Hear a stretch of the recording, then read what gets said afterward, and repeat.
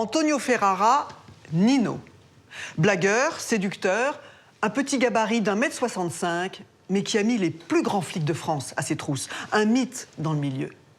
Nino et les nanas, Nino et les flics, Nino et les juges, tout le monde a envie de raconter son histoire, celle d'un délinquant de banlieue passé au grand banditisme. On lui prête des attaques de fourgons spectaculaires, des qualités d'artificier étonnantes. Pour lui, une douzaine d'hommes a pris d'assaut l'une des prisons les plus sûres de France, celle de Fresnes. Pour lui, un avocat a joué sa tête et un maton s'est retrouvé derrière les barreaux. Il a fallu 8 ans et pas moins de 20 procès pour juger Nino Ferrara.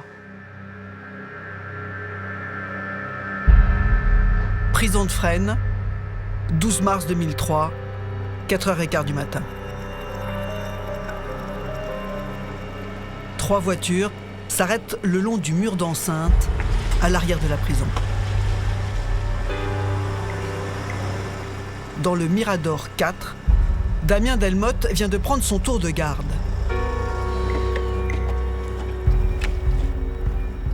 J'ai entendu des bruits de portières claquer, donc il n'est pas habituel, très habituel à cette heure de la nuit. Donc par curiosité, j'ai ouvert la fenêtre pour voir qui pouvait passer. Je vois 3 personnes donc, qui étaient habillées noir. Et j'ai vu tout de suite qu'ils étaient cagoulés, donc ils n'étaient pas normaux. Une des personnes qui traversait la route s'est arrêtée, a regardé dans ma direction. Un bruit de claquement. Les vitres s'étoilent rapidement. Je me mets accroupi dans le Mirador. Je prends le téléphone pour pouvoir donner l'alerte tout de suite. Dominique Prado entend les tirs. Elle est de garde dans le Mirador 3, près du quartier disciplinaire. Alors elle s'approche de la fenêtre. J'ai juste eu le temps de me baisser et j'ai senti quelque chose qui est frôlé, qui était passé au-dessus de ma tête. Une balle a traversé la vitre blindée. J'ai pris le téléphone pour appeler le contrôle. Il n'y a pas eu de réponse. Pour faire diversion, les assaillants ont mis le feu à plusieurs voitures. Le commando se concentre sur la porte chantier, celle qui sert aux livraisons. Vous voyez une personne qui était à genoux, qui était penchée sur la porte chantier.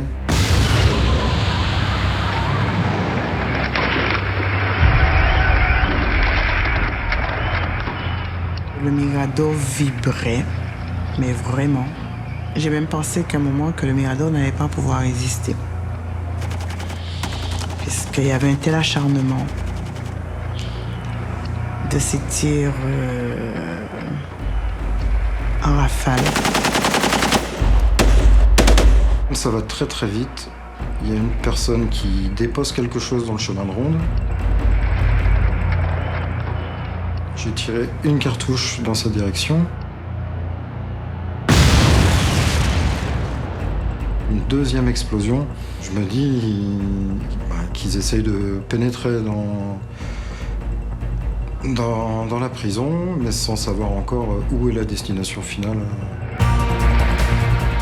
Terrorisé, Dominique Prado se réfugie dans l'escalier du Mirador. Seul au monde. Seul face à une mort que je savais certaine. J'ai entendu une voix. Est-ce qu'on l'a eu? Est-ce qu'on l'a buté? Sinon, on met les explosifs. L'un des assaillants entre dans l'enceinte de la prison à travers l'ouverture faite dans le portail. Je l'ai un peu perdu de vue et une dizaine de secondes après, il y a eu une grosse explosion donc, qui venait du quartier disciplinaire.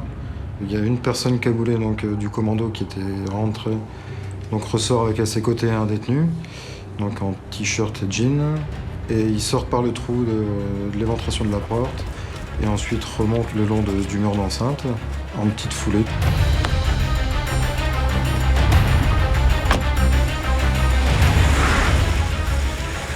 Et après, je les ai plus en visu. Antonio Ferrara. C'est l'homme qui vient de s'évader.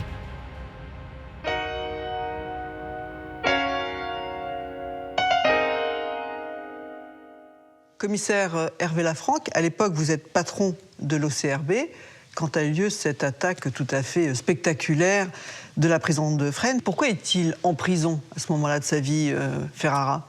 On lui mettait sur le dos à ce moment-là 3 tentatives ou 3 affaires de transport de fonds, agression. Il y a 2 vols à main armée, une tentative d'assassinat. Si vous voulez, ça vous fait quand même un palmarès qui tente à faire qu'on n'est pas un détenu tout à fait comme les autres. Et depuis combien de temps était-il en prison au moment de son évasion ? À peu près 7 à 8 mois. Et on avait mis 2 ans à le courser et à chercher à l'interpeller. Et ça fait donc entre notre première interpellation et son évasion, oui, ça à peu près 8 mois.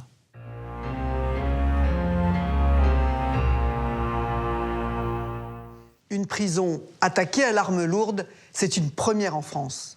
Un acte de guerre contre la justice et contre l'administration pénitentiaire. Antonio Ferrara vient de s'évader de la prison de Fresnes. Constat des dégâts le jour levé. Le blindage des Miradors a résisté aux tirs nourris. Pas cet accès de la maison d'arrêt. C'est par là que ce détenu fiché au grand banditisme s'est échappé. Du jamais vu. Pour les autorités et les policiers, l'affront est terrible. Ce qui est très frappant, c'est les visages des officiels devant la prison. Ils sont absolument effondrés. On sent qu'ils ont été réveillés vraiment au milieu de la nuit, qu'ils sont arrivés sur place et ils ont pris un coup terrible parce que c'est une prison normalement qui est réputée quasiment inviolable. Ce qui est inquiétant, c'est les modalités de ces évasions, c'est-à-dire de voir que des complices, sans foi ni loi, utilisent des armes excessivement dangereuses, utilisent des explosifs pour faire sortir certains de leurs complices. Il nous faut donc nous adapter, car il n'est pas question de laisser faire ce type de comportement. L'enquête est confiée aux policiers de la BRB et de l'OCRB, l'Office central de répression du banditisme. À Fresnes, ils cherchent des indices qui les mettraient sur la piste de Ferrara et de ses complices. C'est un spectacle presque de guerre. Hein. Le sol est jonché de douilles. Et je décide de faire le chemin de l'évasion à l'envers. Donc je passe par le premier trou.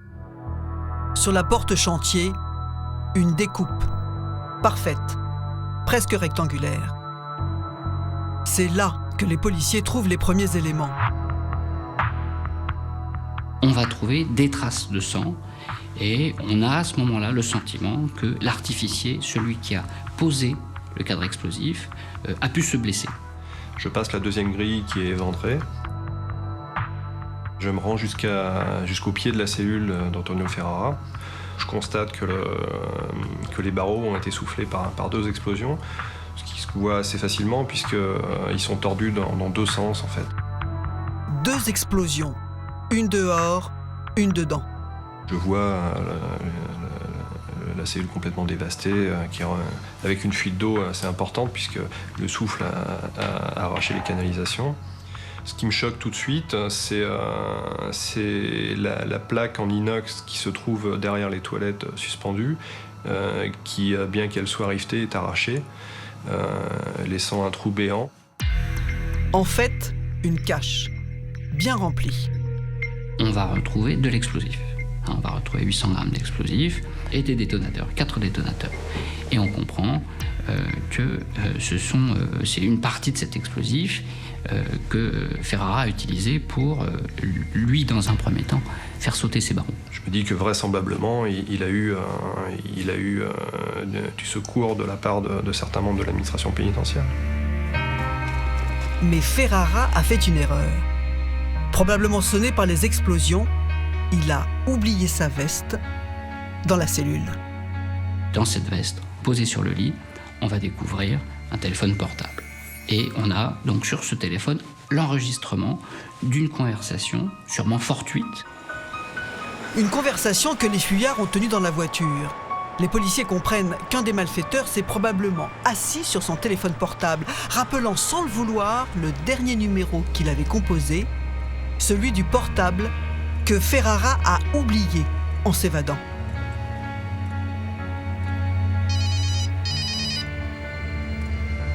L'appareil a dû sonner dans le vide, la messagerie s'est déclenchée. Bonjour, la personne que vous essayez de joindre n'est pas disponible. Veuillez laisser votre message après le bip. Et on entend une conversation entre vraisemblablement Ferrara et un X-homme, un individu non identifié, qui semble se prénommer Doumé et qui se plaint d'être blessé à l'œil, d'avoir perdu son œil et qui réclame un médecin. Putain Doumé, comment t'as fait ton compte toi? T'as pris une balle? Non. Les cadres, ils voulaient pas coller. Je suis retourné. L'élément important, c'est le blessé, ce qui peut nous renvoyer à l'artificier qui a été blessé au moment de la pose du cadre explosif, et un surnom avec un accent corse. Oh Dom, ça va ou ça va pas? Ça va pas, j'ai perdu l'œil moi dans l'histoire. On va appeler un médecin. Achoui, il a un médecin, c'est ça? Il a un médecin, Achoui. Achoui. L'avocat de Ferrara s'appelle Karim Achoui. Les policiers le soupçonnent d'être complice de l'évasion. En examinant l'emploi du temps de Ferrara, ils se sont rendus compte que l'avocat a demandé un parloir 24 heures avant l'évasion. Et qu'après ce parloir, Ferrara a été transféré au quartier disciplinaire. C'est d'ailleurs à l'issue de ce parloir qu'il refuse la fouille. C'est tout à fait prémédité de sa part. Il sait que c'est constitutif d'une infraction dans le règlement pénitentiaire et que ça amènera automatiquement une sanction. Cette sanction sera son placement en quartier disciplinaire. Ferrara était détenu dans le quartier d'isolement situé au centre de la prison de Fresnes. Un endroit d'où il est pratiquement impossible de s'évader. En refusant la fouille, il a été conduit dans le quartier disciplinaire à seulement quelques mètres du mur d'enceinte et de la porte chantier. C'est de cette cellule au rez-de-chaussée qu'il s'est évadé. Ou plutôt qu'un commando d'une douzaine d'hommes surarmés l'a aidé à s'échapper. Une douzaine d'hommes, des armes de guerre, des caches d'explosifs dans la prison, des complices dedans et dehors. Pour libérer Ferrara, le milieu a déployé des moyens sans précédent.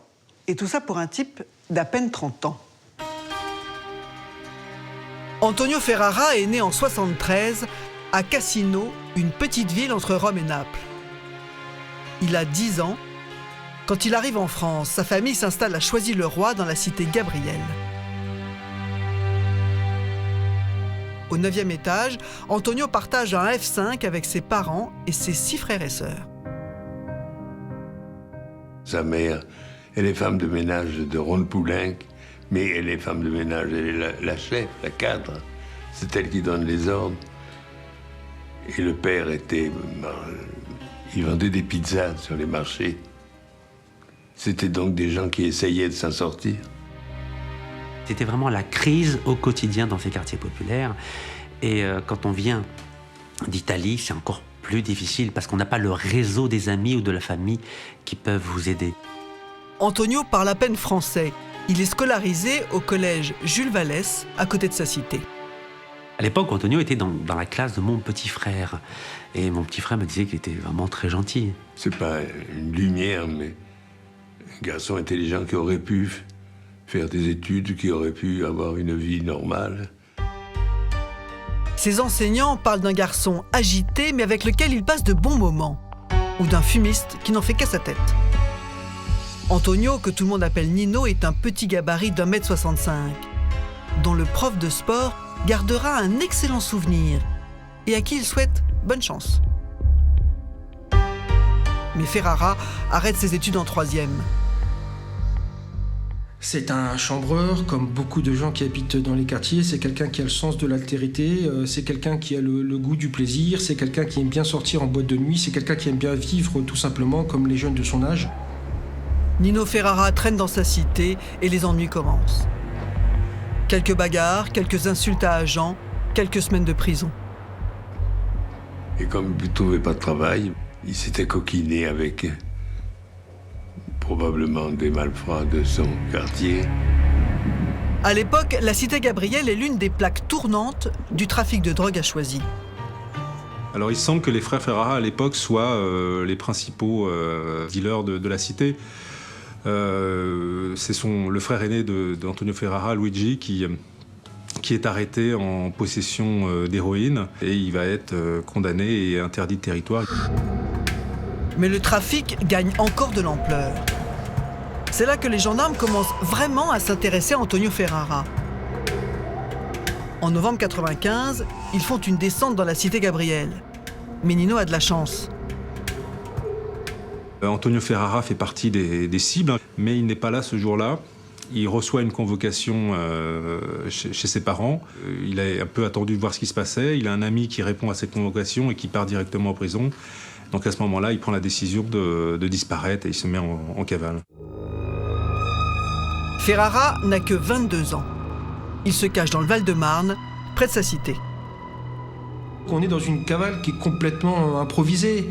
On n'a pas de point de chute, on n'a pas de point de repli, on n'a pas d'argent. Et pourtant, c'est la décision qui est la sienne. Et on sait que pour vivre en cavale, il faut évidemment de l'argent, surtout quand on n'a pas d'activité déclarée. Donc le début, son basculement dans la délinquance. Quelques jours après le début de sa cavale, Ferrara fait à nouveau parler de lui. Mais cette fois, pour des faits beaucoup plus graves. Le 9 novembre, il se rend dans un hôtel de la zone commerciale de Choisy avec un copain, Kamel Zemouli. Nino a un sac à la main. Il est 6h30 quand il s'arrête devant la chambre 301. Il veut voir Fabrice Colli, un Lyonnais avec lequel il est en affaires. Le ton monte très vite. Ferrara menace. « Je vais te fumer, je vais te fumer !»« Eh bien, fume-moi !» répond Colli. Ferrara sort de son sac un fusil à pompe. Colli est à terre, le bras presque arraché. « Achève-le !» dit Zemouli. Colli est blessé et il survivra. Antonio Ferrara et Kamel Zemouli se sauvent. La réceptionniste les voit. Elle reconnaîtra Ferrara sur les photos de délinquants que les policiers lui présenteront. Nino est désormais recherché pour tentative d'assassinat. Ça doit vous faire quelque chose quand même, je suppose, de commettre des faits aussi graves. Ça vous valorise, négativement peut-être, mais ça vous valorise quand même. Je crois qu'il y avait un petit orgueil. Après, Ferrara, c'est moi. C'était pas n'importe qui. Le délinquant de banlieue commence son ascension dans le grand banditisme. 1 an et demi plus tard, Antonio Ferrara fait ses premières armes de braqueur à Soisy-sur-Seine dans l'Essonne, à 40 km de Paris. 10 avril 1997. C'est presque l'heure de la fermeture quand il entre dans cette agence bancaire avec un complice. Sous la menace d'un fusil, ils se font remettre le contenu du coffre. C'est un braquage qui mêle un peu professionnalisme et amateurisme parce que à un moment, un des braqueurs qui semble être Ferrara veut prendre des pièces et son complice lui dit non, c'est pas la peine, c'est trop lourd, etc. Et puis il s'empare d'un butin assez dérisoire qui est de l'ordre de 20 000 francs à l'époque. Voilà. Et Ferrara fait une faute. Il laisse derrière lui un indice précieux, les bandes de la caméra de surveillance. Sur l'image, les policiers n'ont aucun mal à l'identifier. Il est maintenant recherché aussi pour braquage de banque. 3 semaines plus tard, une équipe de la PJ patrouille Place d'Italie à Paris. Quand l'un des policiers, originaire du Val-de-Marne, sursaute. L'homme qui attend au coin du boulevard Blanqui, il le connaît. Il dit voilà, c'est Nino Ferrara, il est recherché, hein, c'est quelqu'un qui est recherché, c'est une pointure, il faut absolument il faut revenir dessus, mais je suis sûr de moi, c'est lui. Les policiers se mettent en planque. Ferrara, il est à l'attente, il a une rose à la main. Manifestement, il attend quelqu'un ou il a un rendez-vous, certainement galant. Il fait un peu les 100 pas, il va, il vient, voilà. Tout à coup, Ferrara se dirige vers la porte d'Italie. c'est quelqu'un qu'il faut interpeller parce que les faits qui lui sont reprochés sont déjà graves. Le top est donné à 20h15. L'inspecteur de chez nous le plaque au sol. Il s'étonne de l'interpellation. Et puis mon collègue notamment qui l'a reconnu, il va directement et dit « Tu es Antonio Ferrara ». Lui il dit « Non, d'ailleurs j'ai des papiers, vous allez voir, je suis pas Antonio Ferrara ». L'homme présente alors au policier un passeport italien. On voit Massimiliano Ferrara. Et il dit Antonio, c'est mon frère, moi c'est Massimiliano, donc vous allez voir, vous vous trompez. Les deux frères se ressemblent, mais les policiers comparent les empreintes digitales. Antonio Ferrara est confondu, c'est bien lui. On ressent de sa part un peu de dépit, enfin même le fait d'être interpellé avec peut-être une rose à la main pour un rendez-vous. Bon, ça correspond peut-être pas à l'image aussi qu'il veut donner. Et puis on sent qu'il s'en veut, quoi.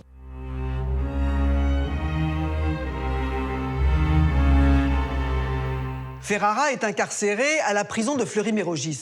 Fleury, il connaît. Il y a déjà passé 3 mois en 94. C'est un détenu sans problème, mais il n'a qu'une idée en tête, se faire la belle. Fleury-Mérogis, la plus grosse prison d'Île-de-France, 3600 détenus. Du petit fretin et des gros poissons. Ferrara appartient déjà à la caste des braqueurs. On lui obéit, c'est le petit caïd. Mais c'est les autres qui l'ont fait caïd, c'est pas lui qui s'est imposé, je crois. La vie d'Antonio Ferrara est rythmée par les sorties en cours de promenade et les présentations devant le juge d'instruction. Une vie de détenu ordinaire. Mais pour son avocat, Nino n'est pas un client comme les autres. C'est très rare de trouver un client comme ça. Et il disait que j'étais son papa. Parce qu'il y avait une différence d'âge quand même assez importante. Mais sur les affaires, il était intransigeant. Il me faisait aucune confidence. Une fois par semaine, il a parloir avec ses parents, ses frères et sa copine. Il avait une petite amie également, qui est toujours sa petite amie. Il adore les femmes, et ça, on ne peut pas dire. C'est d'ailleurs la seule chose que Nino raconte au psychologue qui l'examine. D'un caractère calme, l'esprit convivial, il aime les femmes, il veut profiter du temps de sa jeunesse. Pendant 1 an, Ferrara est un détenu modèle qui ne se plaint jamais. Mais il ne pense qu'à une seule chose, s'évader. Alors il monte un plan. Il prétend qu'il a mal aux pieds. Le 7 août 98, un fourgon cellulaire le conduit à l'hôpital de Corbeil-Essonnes. Il arrive au service de rhumatologie, mais la consultation n'aura jamais lieu. 3 hommes cagoulés déboulent dans la salle d'attente, brandissent un revolver et aspergent les gardiens avec une bombe lacrymogène. Les complices sont arrivés par derrière, par ici. En quelques secondes, on maîtrisait sans aucun problème les 4 surveillants pénitentiaires qui sont complètement impuissants puisque non formés, non armés. Il a fallu simplement un coupe-boulon. Un coupe-boulon pour sectionner les menottes. Et Ferrara se sauve sur ses 2 pieds. Il est à nouveau libre, à nouveau en cavale. La police lance une circulaire de recherche. Il est classé comme individu dangereux. Dominique, sait-on ce que Ferrara a fait pendant sa cavale? Une longue cavale qui dure plus de 3 ans, Frédéric. On sait qu'il a quitté la région parisienne pour la Côte d'Azur et la Corse, qu'il a noué des liens avec le grand banditisme corse, ou plutôt avec l'élite du grand banditisme corse. Comment en est-on sûr? Alors on le sait parce qu'il existe quelque part une photo sur laquelle on voit Nino Ferrara en compagnie de 2 hommes. L'un de ces 2 hommes est un membre de la Brise de Mer. Et qu'est-ce que c'est la Brise de Mer? Alors, la Brise de Mer, c'est une organisation mafieuse corse qui est née dans les années 70 et qui tient son nom d'un petit bar où les membres de l'organisation se réunissaient dans les années 70, qui se trouve sur le port de Bastia. Alors au départ, cette organisation, ce groupe, va faire des braquages de banques, et puis ensuite des braquages de banques avec arrachage des coffres-forts des particuliers, et puis des attaques de fourgons. En tout cas, ce sont des gens qui sont hyper organisés et qui ont pour particularité de travailler plutôt seuls. En tout cas, pas avec des gens de la banlieue. Et qu'est-ce qu'il aurait fait avec la brise de mer, Ferrara? On lui aurait demandé de participer à l'extraction de la prison, l'évasion, du fils de Francis Mariani. Voilà. Francis Mariani, c'est un homme influent de la brise de mer. Son fils Jacques est en prison à Borgo, en Corse. Il veut le faire sortir et il monte un commando des Corses plus Ferrara. La veille de la date prévue de la libération de son fils, une réunion a lieu et en fait, il y a plein de types qui vont pas venir, qui vont se dégonfler. Il y en a juste 3 ou 4 qui sont là. Et dans les 3 ou 4 qui sont là, il y aurait Nino Ferrara. Et ce jour-là, Francis Mariani, qui n'est plus de ce monde pour raconter cette histoire, aurait eu cette phrase « Maintenant, je sais qui sont mes vrais amis ». Et ça, c'est l'entrée de Ferrara dans le monde du grand banditisme corse. Et pendant ces 3 années et demie, eh bien, la police soupçonne Nino Ferrara d'avoir participé à une activité criminelle très lucrative, très risquée aussi, qui est l'attaque de fourgons blindés. Et parmi ces attaques de fourgons, Frédéric, il y en a une qui va faire date. Nanterre, 5 mai 2000. Un fourgon blindé se dirige vers le bureau de poste du centre-ville. On avait une certaine somme qui était, si mes souvenirs sont bons, de 26 millions de francs. Et nous étions en train de discuter avec les collègues que si on était braqué, on pouvait avoir des petits soucis. À 14h30, le fourgon s'engage dans la rue Volant, une rue étroite, à sens unique. Il est à 100 mètres seulement de sa destination finale quand une fourgonnette de la poste s'arrête en plein milieu de la rue. On voit descendre un monsieur qui nous fait face, qui vient vers nous avec un colis, une espèce d'enveloppe blanche dans les mains. Et je regarde sur ma gauche un monsieur qui passe à côté, qui se croise. Ils se font pas signe, mais bon, il y a un échange de regards qui se fait. Et à ce moment-là, j'ai le chauffeur qui est à côté de moi qui me fait c'est pas bon. C'est pas bon, et il se lève de son fauteuil et moi au même moment je vois donc dans son rétro à lui quelqu'un qui se déplace de l'arrière du camion pour caler l'arrière. L'homme bloque les roues avec des cales. Le fourgon ne peut plus bouger. C'est à ce moment-là qu'on se rend compte de ce qui est en train de se passer. On entend les balles qui nous sifflent au-dessus de la tête, on les entend, hein, ça siffle. C'est atroce.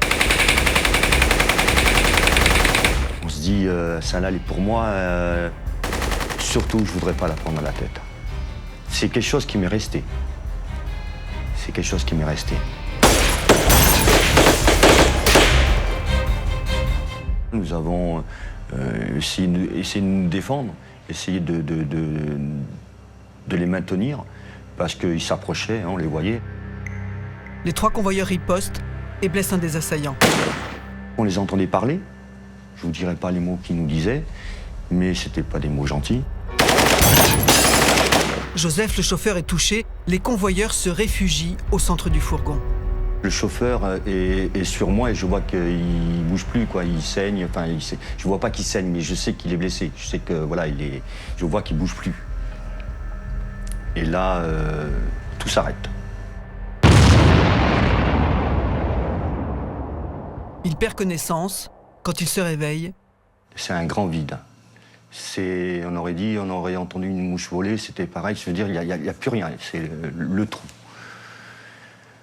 Et à ce moment-là, donc, il y a des gens qui se présentent au camion et qui nous disent on est pompiers, ouvrez-nous, on est pompiers. Les pompiers prennent en charge mes 2 collègues qui sont blessés. Moi, je descends, c'est une scène de crime, hein. Parce qu'ils étaient là pour nous tuer et pour prendre de l'argent. Les braqueurs ont ouvert le fourgon à l'aide d'explosifs. Ils sont partis avec 11 millions de francs. Il n'en reste plus que 15 dans le coffre. 17 balles ont traversé le blindage et blessé les convoyeurs. Alors ça, c'est la place du garde qui a été blessé grièvement. Ou encore le fusil.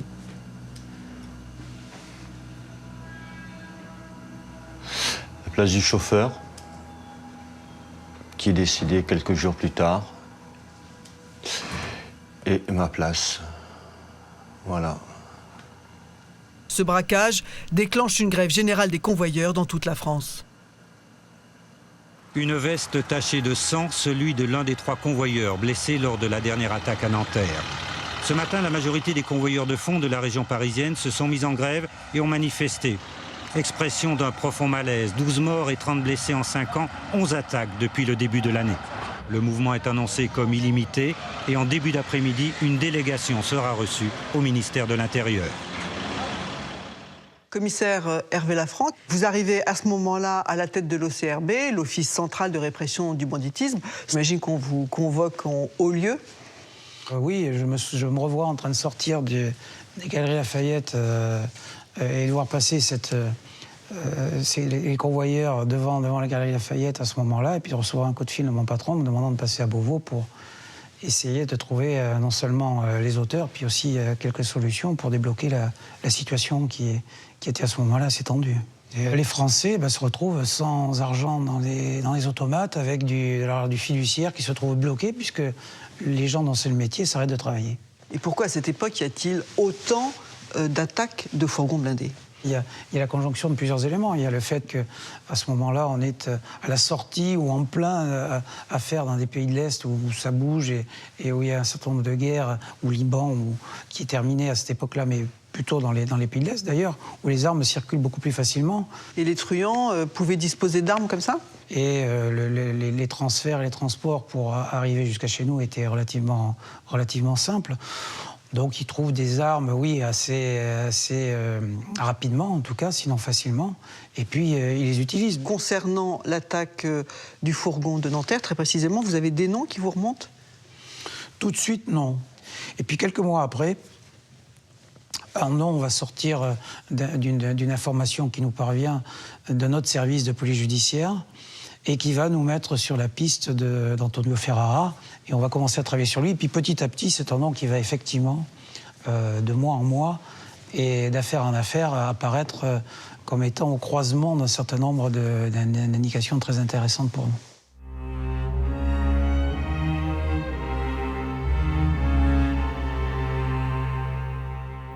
Les policiers ont donc une mission, faire stopper les braquages, mais sans résultat. Les attaques de fourgons se poursuivent et le nom de Ferrara revient dans une nouvelle affaire, à Paris cette fois, porte de Gentilly, le 26 décembre 2000. Des tirs à l'arme de guerre en plein Paris. Les braqueurs ont employé les grands moyens, comme le montrent ces images filmées par un vidéaste amateur. Le fourgon de la brique s'est pris en sandwich par plusieurs véhicules. Les malfaiteurs s'emparent de sacs de billets et prennent la fuite dans des véhicules équipés de gyrophares.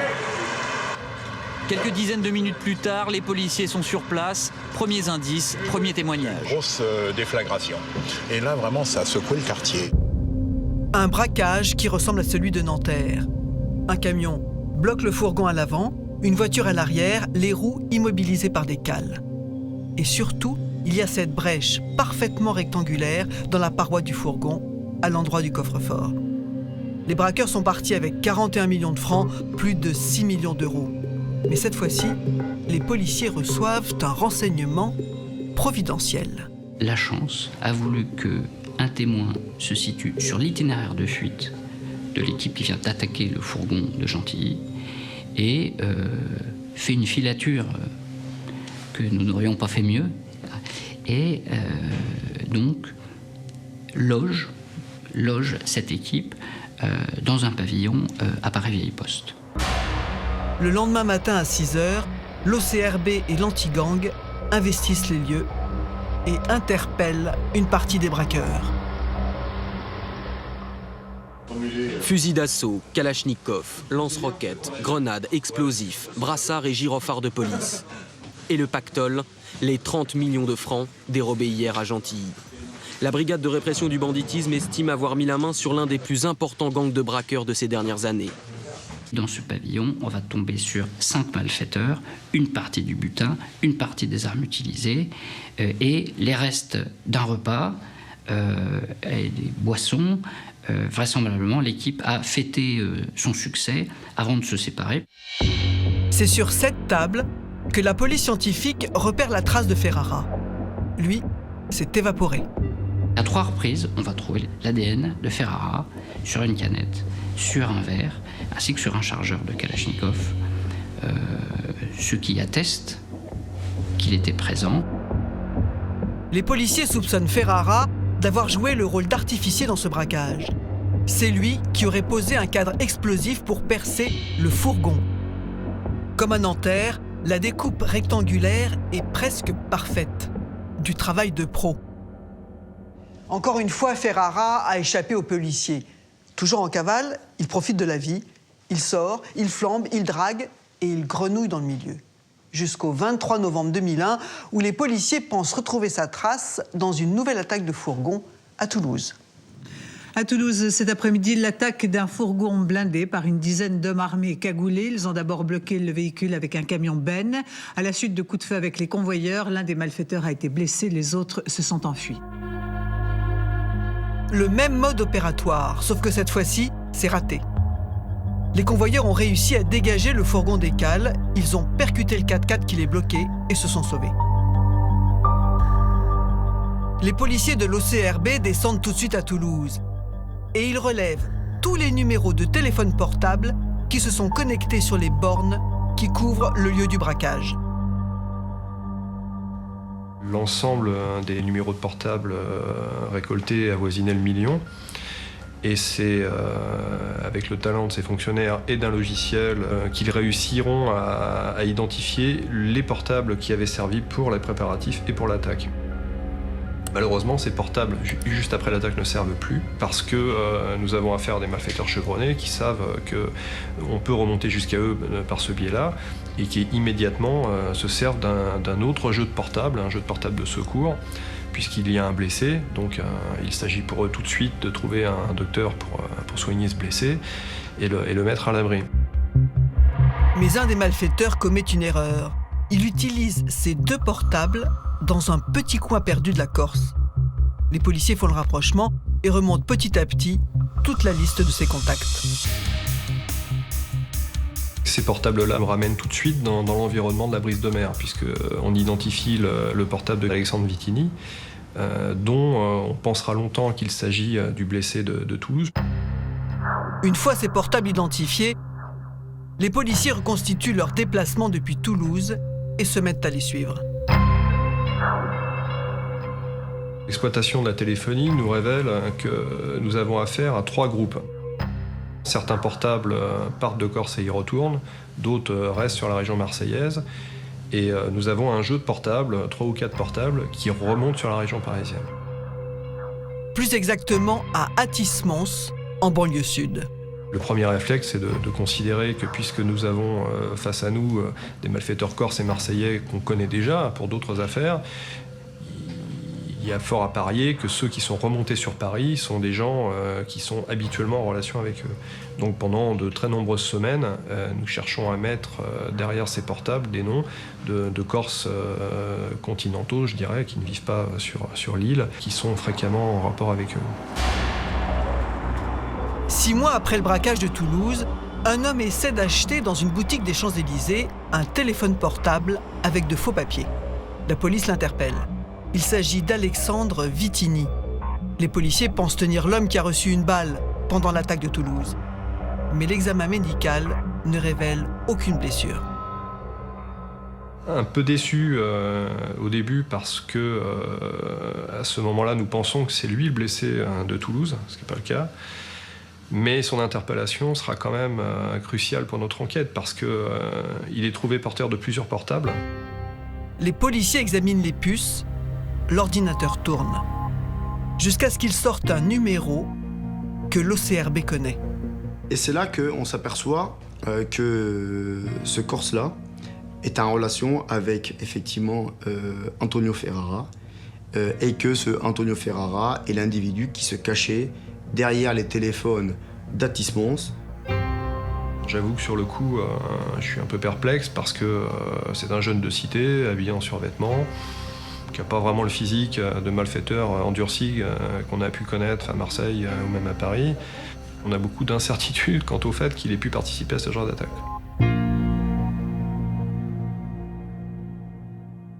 Commissaire Lafranc, comment Ferrara, un petit délinquants de banlieue se retrouvent associés avec des truands chevronnés? Il est présenté par tout le monde, et d'ailleurs c'est comme ça qu'il nous avait été présenté à nous à une certaine époque, comme étant un spécialiste des explosifs. Et pouvant apporter cette technicité supposée, parce qu'on ne l'a jamais démontré véritablement finalement. Est-ce qu'il est considéré comme quelqu'un de particulièrement fiable? C'est quelqu'un sur lequel on peut compter. Dans l'histoire du banditisme, il est rarissime de voir quelqu'un qui émerge à un moment donné et qui va réussir à s'agréger dans une équipe déjà constituée. Et a fortiori, quelqu'un qui va amener avec lui certains de ses compagnons. Et c'est vraisemblablement, enfin c'est même certainement lié à sa personnalité, à son fort charisme. Donc il va les rencontrer, il va savoir se rapprocher d'eux, s'assurer de leur amitié, agréger et peut-être même vraisemblablement d'ailleurs leur apporter des éléments qui à eux leur manquent. En tout cas, c'est plus complexe à avoir pour des malfaiteurs du grand banditisme. Par exemple, tout simplement de la logistique, avoir des voitures volées, faire du repérage au quotidien, avoir des renseignements qui arrivent sur les déplacements de tel ou tel camion blindé. Et lui va réussir, je pense que c'est vraiment pour la première fois en tout cas qu'au niveau policier on peut le noter avec une telle prégnance, il va réussir à agréger ces mondes un peu différents, enfin même totalement différents d'ailleurs. Il n'est donc pas juste un homme de main? Ah, certainement pas.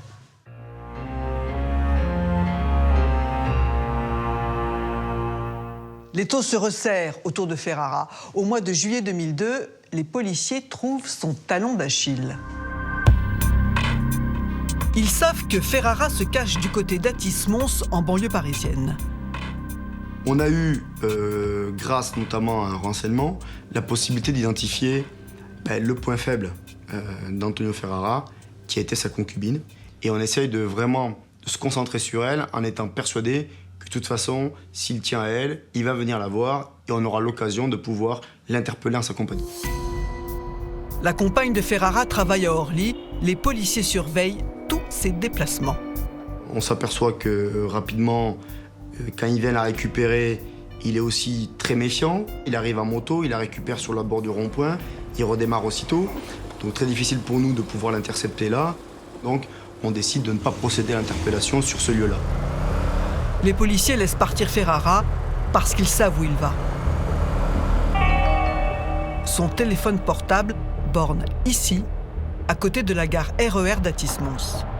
On n'arrive pas à déterminer l'entrée de l'immeuble ni l'appartement, mais on a déterminé où il a garé sa moto et où il va venir la récupérer. Les policiers se mettent en planque. Ils ont un plan: bloquer la moto de Ferrara avec leur fourgon dès qu'il voudra la reprendre. Ils doivent l'interpeller avant qu'il ne démarre. Mais les choses ne se passent pas du tout comme prévu. On annonce de manière très discrète son arrivée. La camionnette arrive, bloque la moto.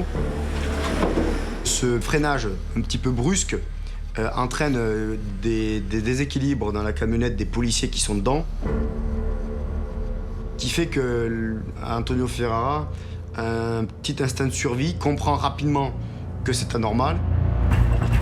Ferrara fonce en direction de la gare.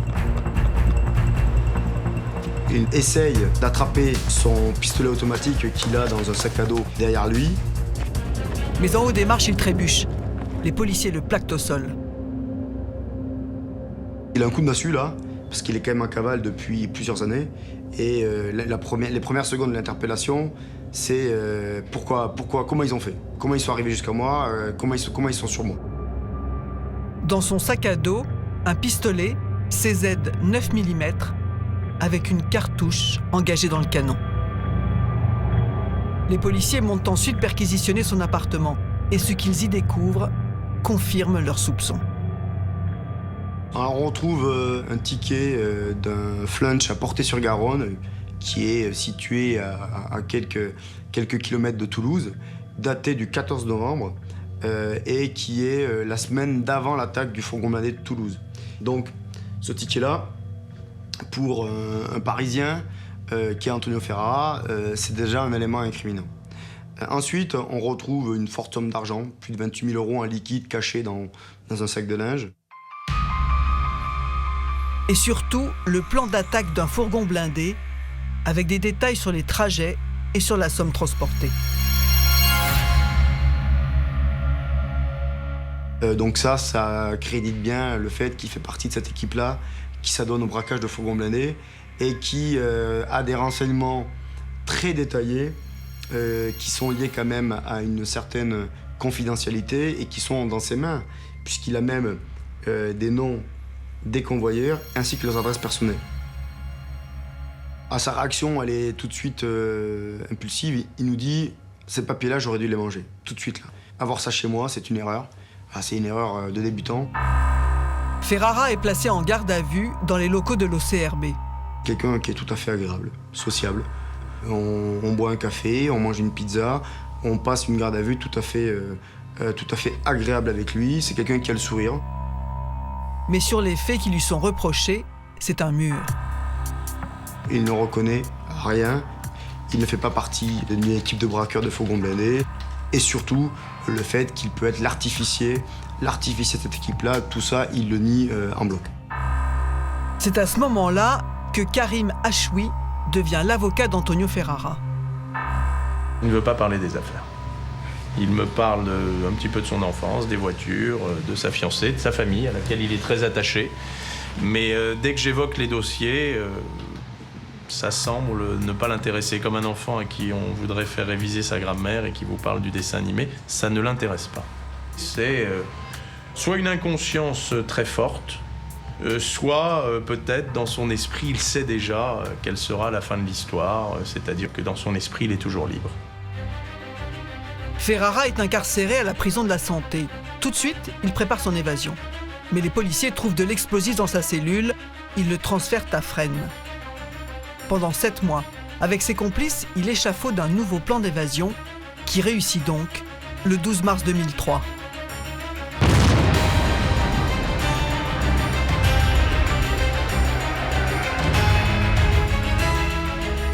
Sur le portail de la prison, une découpe parfaitement rectangulaire, comme sur les fourgons blindés de Gentilly et de Nanterre. Cette technique, qui utilise un cadre explosif, les spécialistes l'appellent la charge creuse.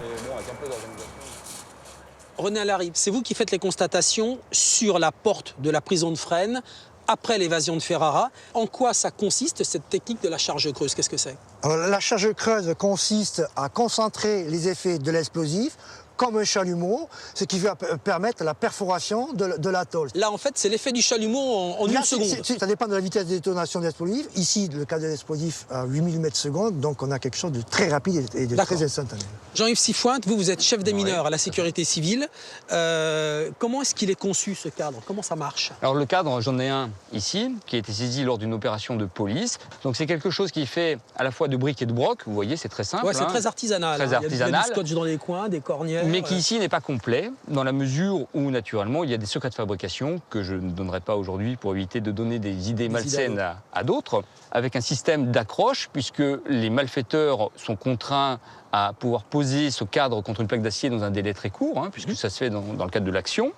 Il est rempli d'explosifs, et cette quantité d'explosifs qui doit être très équilibrée, puisqu'il faut suffisamment d'explosifs pour pouvoir casser la porte, mais très peu pour éviter d'abîmer le butin ou éventuellement de blesser les gens. Pas trop peu. Pas trop peu. Donc il y a de l'explosif à l'intérieur. Quel type d'explosif? Alors c'est un explosif de type plastique, un explosif militaire. En général, dans ce type d'action, c'est un explosif qui provient d'ex-Yougoslavie, qui là est présenté sous la forme d'un pain de 500 grammes. Et c'est un explosif qui est extrêmement brisant, c'est-à-dire qui va morceler, qui va briser, qui va casser tout ce qui est à son contact. On va essayer, on va voir comment ça fonctionne. Tout à fait. Attention, pour des raisons de sécurité, donc on va juste positionner les yeux au niveau du rebord. Voilà, comme ça.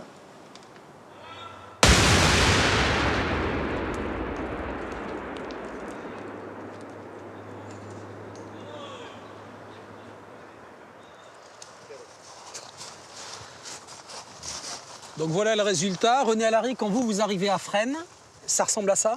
On se retrouve à peu près avec un orifice à peu près de la même dimension, avec un morceau de tôle légèrement collé, ce qui permettait le passage d'une personne et l'évasion de Ferrara. Donc Jean-Yves Sifointe, vous, des mineurs, vous intervenez sur des braquages de fourgons régulièrement. Est-ce que c'est la même technique que celle qui est utilisée pour découper la porte de la prison à Fresnes. Oui, on se retrouve dans une similitude parfaite en termes de découpe, ce qui laisse à supposer que les équipes aient employé exactement les mêmes outils, à savoir le cadre explosif. Donc même technique, mêmes équipes. Même technique, donc a priori, il laisse supposer qu'on ait affaire aux mêmes équipes.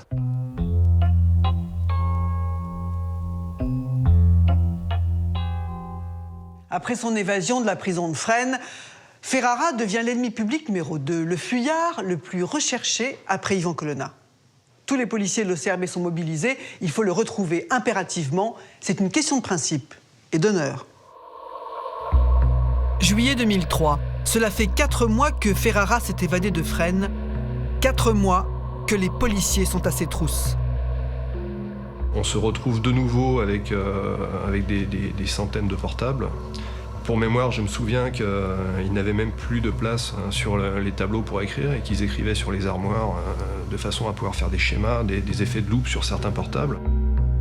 Et l'un d'eux, qui ne tournait pas, s'active. Et on a la chance d'avoir une conversation entre Antonio Ferrara et l'un de ses frères, qu'on pensait être Diego, où il lui explique qu'il est au bord de la mer. Il raconte d'ailleurs avoir passé une jeune femme qu'il trouve charmante.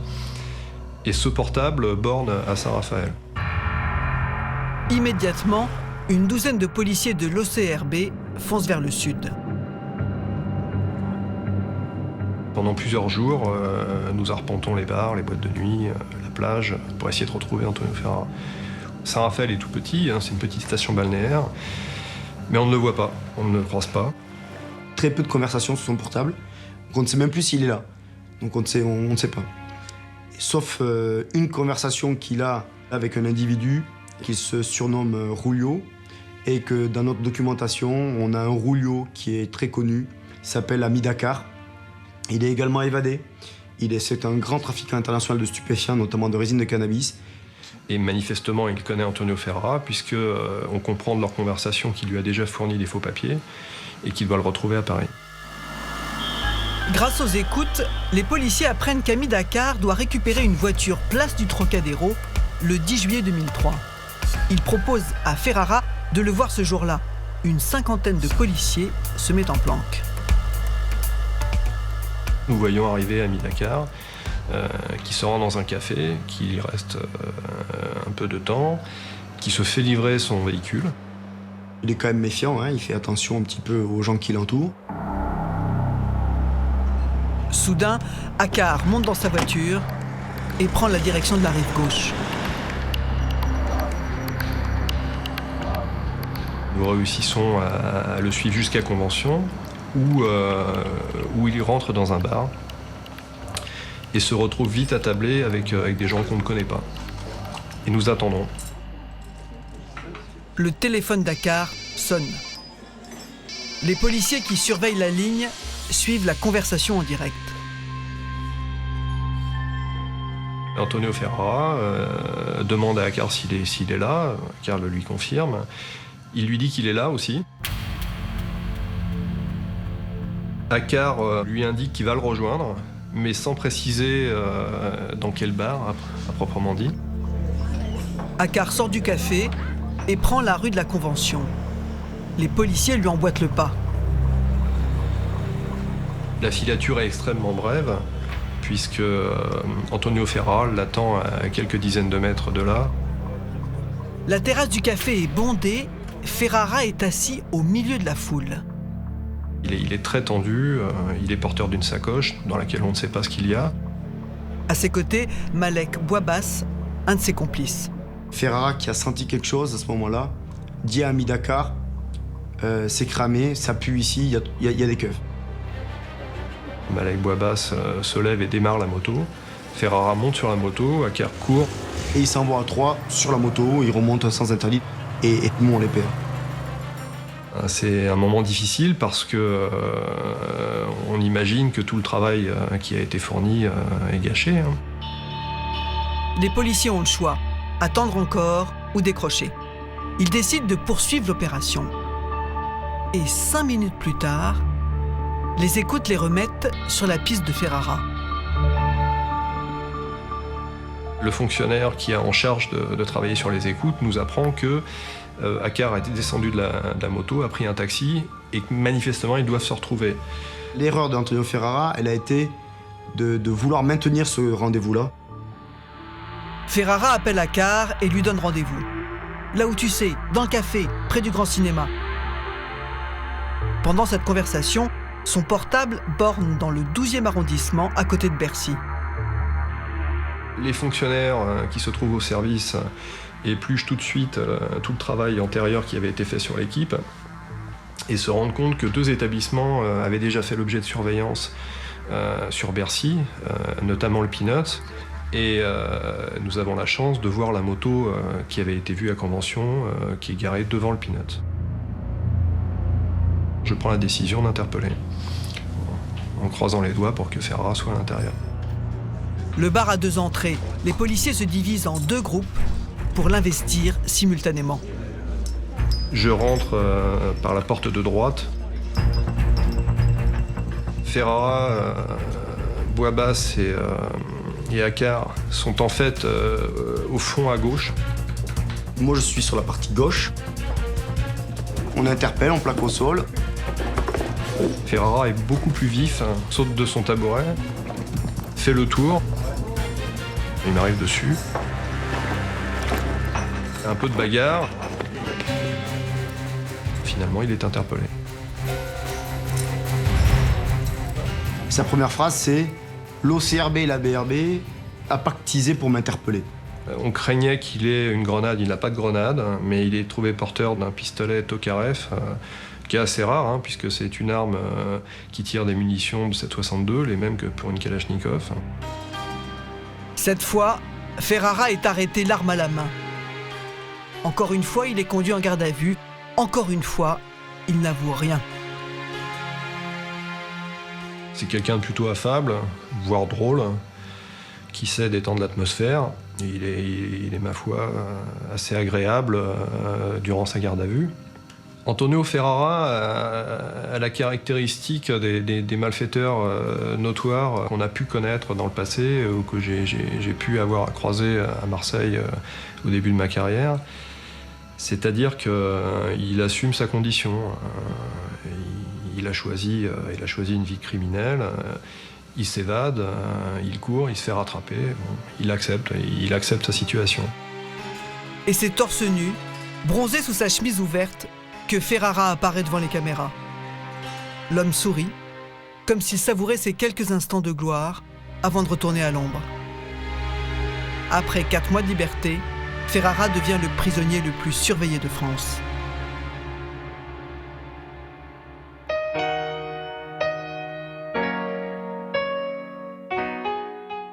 Maître Lionel Moroni, vous êtes l'un des avocats d'Antonio Ferrara. Quelles étaient ses conditions de détention de détenus particulièrement surveillés de DPS là? C'était quoi? Il était détenu comme un animal.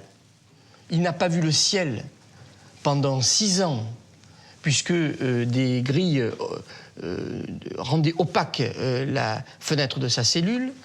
La promenade était couverte d'un ciel de béton. Il avait 27 surveillants qui s'occupaient 24 heures sur 24 de lui. Il n'avait contact avec aucun autre détenu.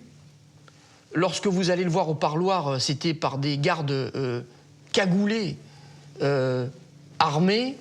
Il était enchaîné. Ce garçon n'a pas pu prendre sa mère dans ses bras pendant 6 années. Quelle mesure de sûreté, au nom de quelle sécurité pouvez-vous permettre que le système judiciaire français justifie et ait à justifier qu'un homme ne puisse serrer sa mère dans ses bras pendant 6 ans?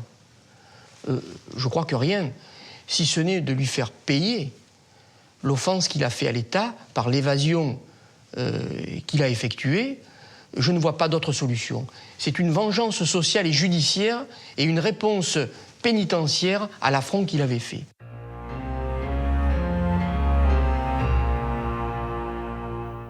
En garde à vue et pendant l'instruction, il n'a jamais rien avoué.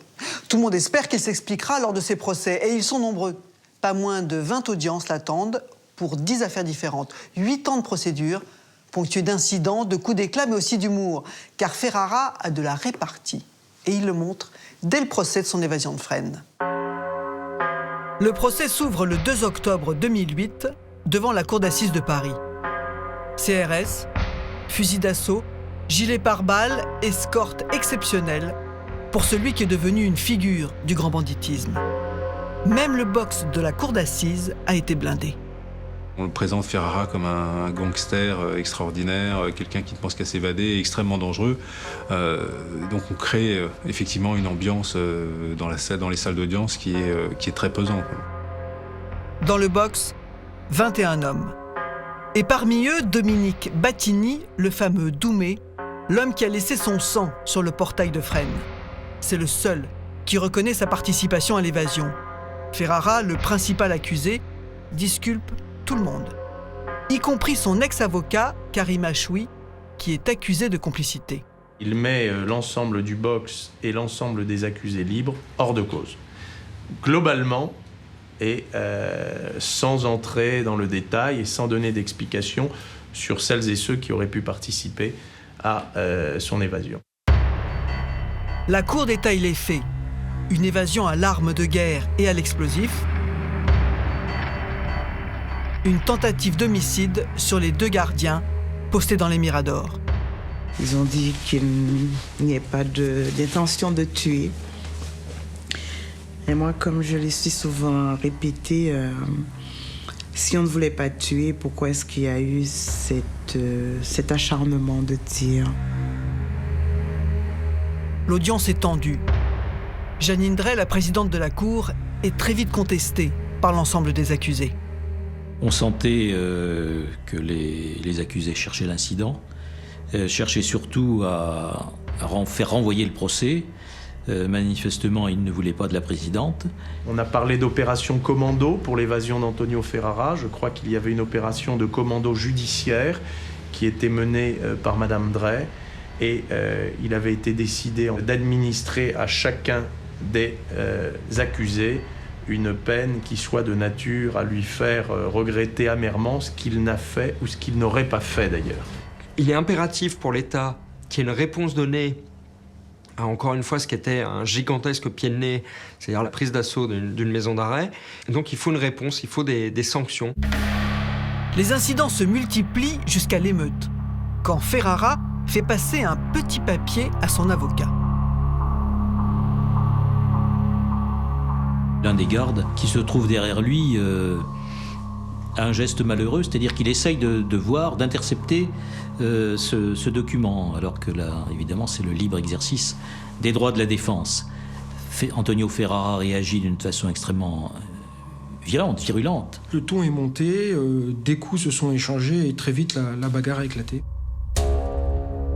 Les forces de l'ordre interviennent et c'est un corps à corps qui se déroule dans ce box, c'est du jamais vu à la cour d'assises de Paris, entre ces hommes et les CRS qui sont amenés à un moment à pointer leur taser. Le parquet demande à Antonio Ferrara d'intervenir. Il prend le micro et il demande aux personnes qui sont dans le box de cesser les altercations. Antonio Ferrara s'est exprimé en demandant que l'incident s'arrête. Et tout à coup, tout s'est arrêté. C'est lui qui a mis fin à l'incident. Mais en intervenant, Ferrara perd la partie. L'accusation a exploité ce fait d'audience pour venir dire qu'en vérité, Antonio Ferrara, et tout le monde l'avait bien vu, était celui qui était l'instigateur de cette altercation et était celui qui pouvait, lorsqu'il prend le micro, donner l'ordre à toutes les personnes qui sont dans le box de rester calmes, comme un chef de bande. Antonio Ferrara et Dominique Battini refusent de revenir dans le box. Ils récusent leurs avocats qui quittent l'audience. Mais la présidente décide de continuer avec ceux qui restent. Parmi les complices présumés, l'ex-avocat de Ferrara, Karim Achoui. Son nom avait été prononcé après l'évasion dans la voiture qui emportait Nino et ses complices quand ils cherchaient un médecin pour Battini. Il est possible qu'ils aient évoqué mon nom, pensant que je pourrais connaître un médecin susceptible de les aider. Je dis oui, et alors ?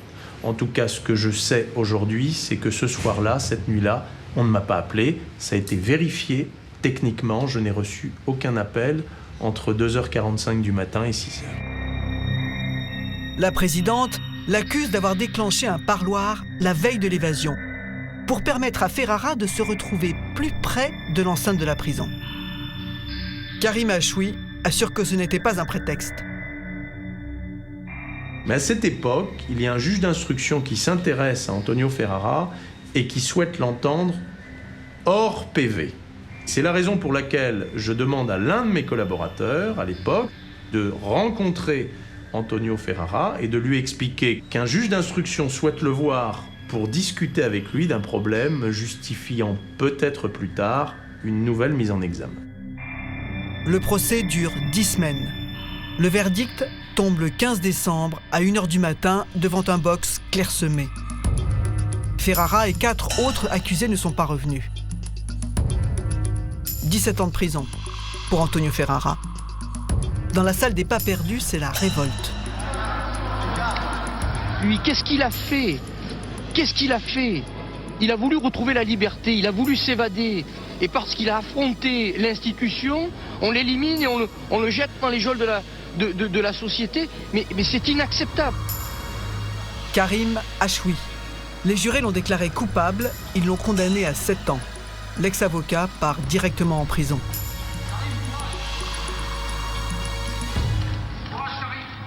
Cette sentence, je ne la comprends pas, je ne l'accepte pas, je ne la digère pas et je la vis très mal.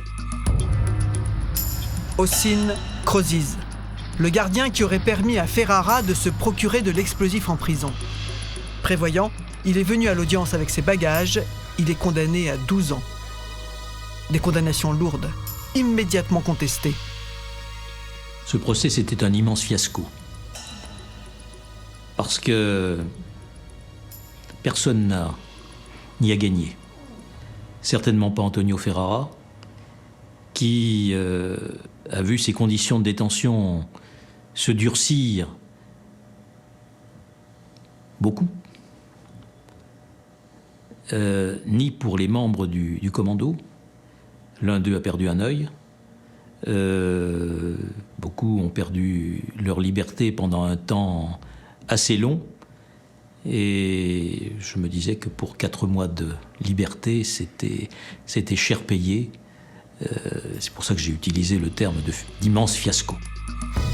Un fiasco, des peines très lourdes, des carrières brisées, des vies traumatisées. Mais ce que la presse et le public retiendront de ce procès, ce sont les incidents d'audience, les bons mots de Ferrara, son numéro de charme.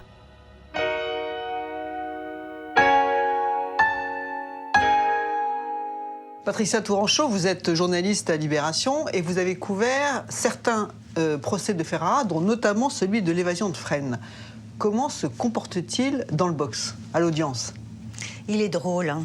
En fait, Ferrara, c'est un type qui ressemble à rien. Il est tout petit, il est tout freluqué.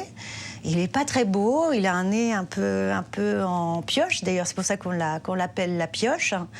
Et en même temps, il a toujours le bon mot pour rire. Il a des réparties d'enfer. Donc je me souviens au premier procès l'évasion de Fresnes, à un moment donné, la présidente Jeanine Drey lui demande avec quel argent il a financé sa cavale. Il dit « Ouh là là, ça c'est une question qui sent les menottes ». Je vous répondrai simplement que j'ai bricolé et que je suis un gros bricoleur. En gros, il se moque du monde gentiment, parce qu'il n'est jamais question pour Ferrara d'admettre quoi que ce soit. Donc même sa propre évasion, il disait au deuxième procès, en fait, tout en étant le premier concerné, j'étais pas au courant. Voilà, il dit, des hommes encagoulés sont venus faire péter les barreaux de ma cellule avec de l'explosif. Ils ont dû se tromper de personne parce que moi, il n'était pas question que je m'évade. Comment est-ce qu'il récupère cet explosif dans sa cellule pour partir? Il a inventé tout un truc en disant, c'est un pigeon voyageur qui m'a apporté dans ma cellule au mitard, alors l'explosif, le téléphone, le papier pour savoir comment faire, etc. Et au bout d'un moment, il était question aussi d'un gilet pare-balles qui lui a été apporté pour se protéger quand il faisait péter les barreaux de sa cellule. Et là, du coup, le président dit, le pigeon voyageur, quand même, là, c'est un peu lourd pour lui, tout ça. Il dit, mais il était dopé, le pigeon voyageur, et tout ça. Et donc, la salle se gondole, tout le monde rigole. Tout le temps, il déconne sur ce mode-là. Et puis, il fait des petits saluts au fond de la salle. Donc, les copains, les copines, les avocates, les magistrats, les policiers aussi. Les policiers sont assez sous le charme de Ferrara. La garde à vue se passe plutôt bien aussi pour Ferrara. Il disait, je sais pas, un commissaire, tiens, vous êtes mieux, vous avez rasé votre moustache, vous êtes mieux. À une flic, il disait, vous avez perdu au moins 10 kilos, dites donc, ça vous va bien. Il a le bon mot pour tout le monde. Mais cette façon de ne rien dire, de ne rien avouer, est-ce que ça n'énerve pas au bout du compte la justice, les policiers, les avocats généraux? Enfin, comment ça se passe? Mais non, pas tant que ça.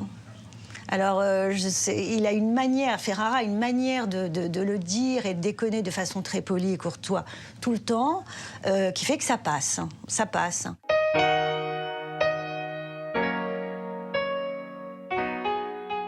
Maître Lionel Moroni, votre client a fait appel de sa condamnation pour le procès de l'évasion de Fresnes.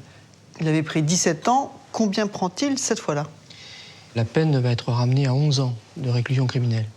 Et son ex-avocat, Maître Achoui? Son Maître Achoui, à lui, plus qu'était acquitté, il a été innocenté. Et pour la tentative de meurtre de Choisy-le-Roi, Antonio Ferrara, il a pris combien? Alors, il a été condamné à 8 ans de réclusion criminelle. Et je peux vous dire qu'il a toujours nié, avec force, ces faits-là. Il a comparu aussi pour les braquages de fourgons de la Porte de Gentilly et de Toulouse notamment. Et qu'est-ce qui s'est passé pour lui? On a présenté durant tous ces procès Antonio Ferrara comme un braqueur de fourgons de génie et de grand talent. Il se trouve qu'à l'heure actuelle, sur son casier judiciaire, il n'y en a pas un. Puisque j'ai eu à le défendre sur l'attaque du fourgon de Gentilly, il a été acquitté et innocenté. J'ai eu également à le défendre sur l'attaque du fourgon de Toulouse. Il a également été innocenté sur ce dossier. Toulouse, il y est allé quand même, puisqu'on a retrouvé un ticket flunch dans ses affaires. On a la preuve de quoi? Écoutez, on a la preuve que Antonio Ferrara était le 14 novembre au flunch vers 18h pour boire un café, ça c'est sûr. Par contre, c'est pas parce qu'il y était le 14 novembre pour boire un café au flunch qu'il y était le 23. Et pour Nanterre? Et Nanterre, alors Nanterre, c'est, je pense, un des fantasmes de l'OCRB. Eh bien, force est de constater qu'il n'a jamais été poursuivi sur ce fourgon blindé. Alors, comment vous expliquez qu'il n'ait jamais été condamné pour ces attaques de fourgon? Parce que je pense que les services de police étaient très mal informés, puisque chaque fois qu'un fourgon était attaqué, systématiquement, on imaginait Antonio Ferrara, soit d'ailleurs une Kalachnikov, soit derrière un pen de plastique. Il se trouve qu'à l'heure actuelle, il est innocenté sur toutes ces attaques de fourgons blindés. C'est à l'image de la mystification du personnage, qui est une pure création des services de police. Enfin, il y a quand même un commando extrêmement aguerri qui vient le sortir de Fresnes. C'est donc quand même qu'il rend des services, qu'il est un homme apprécié, en tout cas, par le milieu. Je pourrais vous dire que peut-être que c'est à l'image de la force, parfois de l'amitié. Vous savez, l'amitié, c'est un sentiment, qui colore parfois, qui a les couleurs de l'amour. Alors, ses amis, sans doute, aiment beaucoup Antonio et estimaient qu'il ne méritait pas le sort judiciaire qui lui était réservé. Alors, peut-être sans aucune volonté utilitaire, on est allé le chercher.